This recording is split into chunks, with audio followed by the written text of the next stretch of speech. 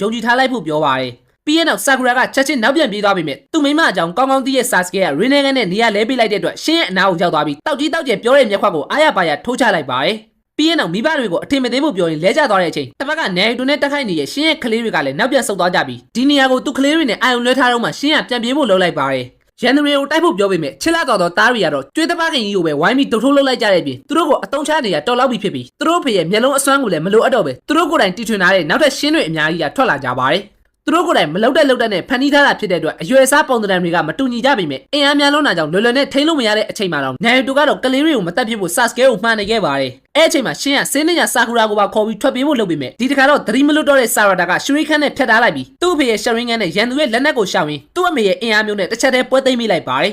ဆာရာတာကိုအာယုံရောက်နေတဲ့အချိန်ကလေးတယောက်ကနေတူကိုသူ့ရဲ့ဓာတ်နဲ့ပြေးထိုးလိုက်ပေမဲ့ရုတ်တရက်ဒေါသထွက်သွားတဲ့ခူရာမကိုနေတူကစိတ်အေးထားဖို့တတိပေးလိုက်ပြီးသူတို့ကိုလည်းကြောက်စရာမလိုတဲ့အကြောင်းပြောပြလိုက်ပါတယ်ဒါပေမဲ့အမြင်တွေချိတ်ဆက်ထားတဲ့ကိုဝါရဲ့အကုန်လုံးကခူရာမကြောင့်ကြောက်တူးတုံနေပြီးလက်နက်ချသွားတာကြောင့်ဆာစကေကတော့ညှာတာလုံးတဲ့အကြောင်းပြောပေမဲ့နေတူကတော့ကလေးရွယ်ပဲရှိသေးတဲ့သူတွေကိုမှန်တဲ့အရာနဲ့မှားတဲ့အရာကိုတေချာလမ်းပြပေးရမှာကသူတို့ရဲ့တာဝန်ဖြစ်တဲ့အကြောင်းပြောပြလိုက်ပါတယ်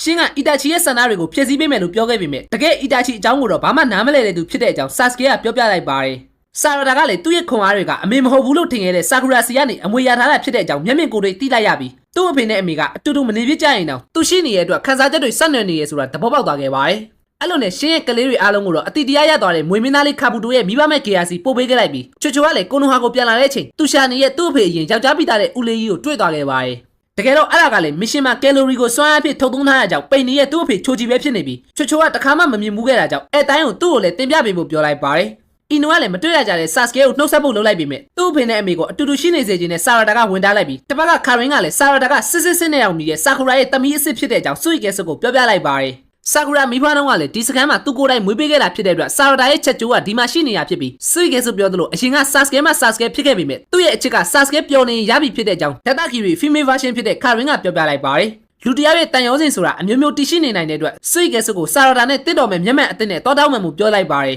ဆာကူရာကလည်းသူ့သမီးစစ်ဖြစ်တဲ့အကြောင်းပြောပြပေးလိုက်ပြီးအဲ့ဒီကိစ္စကြောင့်ပဲသူ့နောက်လိုက်နေရဆိုတာဆာစကေကလည်းနားလည်သွားခဲ့ပါတယ်